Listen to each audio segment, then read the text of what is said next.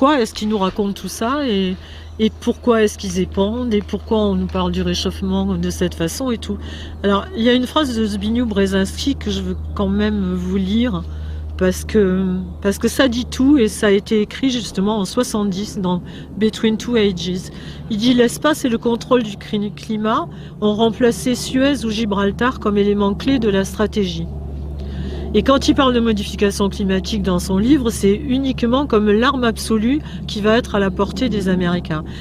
Et il cite les travaux de Gordon MacDonald. Il dit: avant 2018, la technologie mettra à la disposition des nations majeures des techniques pour conduire des guerres secrètes dont seulement un minimum de forces de sécurité aura besoin d'être au courant. Une nation peut attaquer une nation concurrente secrètement par des moyens bactériologiques, affaiblissant entièrement la population avant d'en prendre le contrôle avec ses forces armées. C'est clair.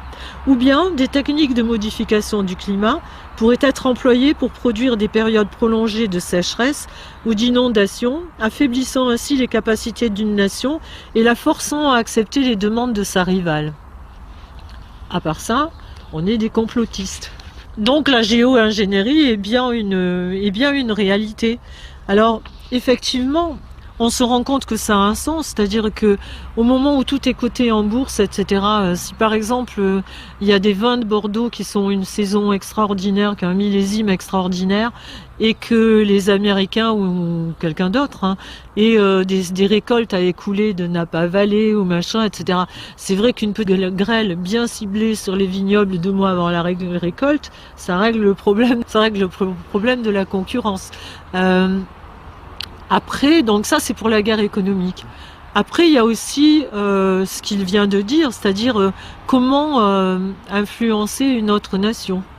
C'est-à-dire que, et il y a plein de témoignages, enfin je vais pas vous les dire tout cela, mais il y en a plein dans mon livre. C'est-à-dire qu'il y a plein de pays déjà qui ont porté devant l'ONU le fait qu'on leur volait la pluie, parce qu'il y a ça aussi, il y a l'indépendance alimentaire. C'est-à-dire qu'à partir du moment où plus rien ne va pousser, sauf les plantes résistantes à l'aluminium, non seulement ils vont pouvoir nous vendre que leurs substances merdiques, c'est vraiment néfaste pour nous, et on ne pourra pas refuser parce que sinon on va mourir de faim, mais ils peuvent aussi nous affamer parce que toutes les semences et les séquences ADN des semences, à part Cocopelli justement et 2 ou 3 qui gardent les semences anciennes et qui sont emmerdées comme c'est pas possible, les semences, toutes les séquences ADN de toutes les semences du monde sont dans un coffre-fort en Alaska qui appartient aux mêmes, c'est-à-dire à Bill Gates, Rockefeller, Syngenta, Bayer, enfin que des gens qui veulent notre bien.